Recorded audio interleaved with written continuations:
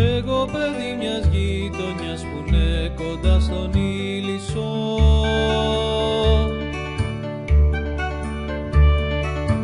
υπόσχομαι από καρδιά στον τόπο μου να αγαπώ. Κάθε λουλούδι της αυλής, κάθε δέντρακι μοναχό, νιώθω πως θέλει να μου πει να κάνω κάτι και γι' αυτό. Το δέντρο δίνει τη ζωή όπως ο ήλιος στη βροχή, και στην πλευρά του Ήλισσου η φύση ακόμα επικρατεί. Κάθε μεγάλος και παιδί, ας προσπαθήσουμε μαζί να κάνουμε αυτή τη γη πιο όμορφη και καθαρή.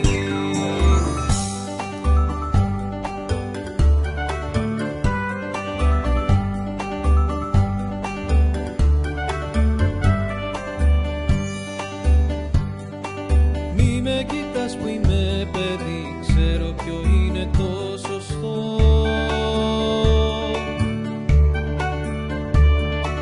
Να ζήσω θέλω και μπορώ σε περιβάλλον καθαρό.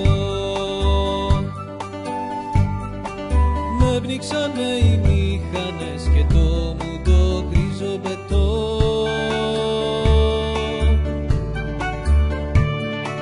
Γι' αυτό στις παιδικές χαρές μπορώ ακόμη να γελώ.